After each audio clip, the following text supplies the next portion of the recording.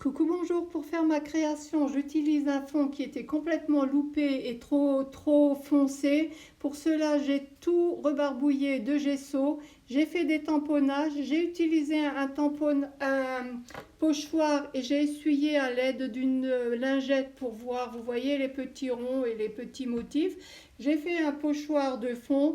J'ai utilisé les fameuses petites maisonnettes tordus que j'avais découpés et les arbres que j'ai fait à l'aide de cette feuille que j'avais fait avec du gros sel, le défi du mois de juin. Et voilà, tout est collé, voilà, c'est tordu, c'est pas grave. Et là, je rajoute des ombres parce que ça fait vraiment fade, ça fait vraiment on ne voit pas bien les motifs, on ne voit pas trop bien les maisons. J'ai utilisé uniquement. Alors là, j'ai vraiment utilisé toutes les chutes, la chute du fond, les chutes de papier. À part ce que j'ai fait au gros sel, ça a été fait exprès.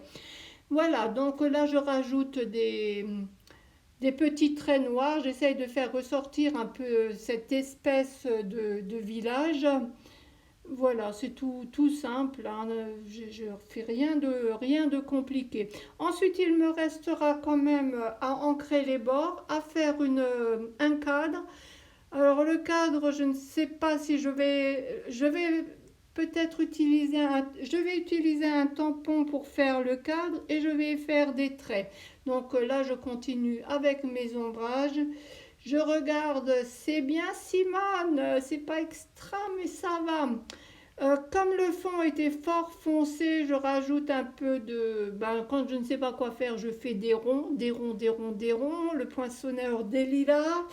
Et je fais des ronds blancs que je vais après cercler de noir. Je mets mon journaling. Alors comme dit, j'encre les bords, ça c'est impératif. Et ensuite, je vais faire le cadre avec un tamponnage. Et là où il n'y aura pas de tamponnage pour faire le cadre, je vais faire carrément des traits. Et ma création sera finie. Elle suffira comme ça. Je ne sais pas trop quoi faire de plus. Vous voyez les arbres, c'est fait avec le gros sel. Merci de votre visite. À bientôt. Au revoir.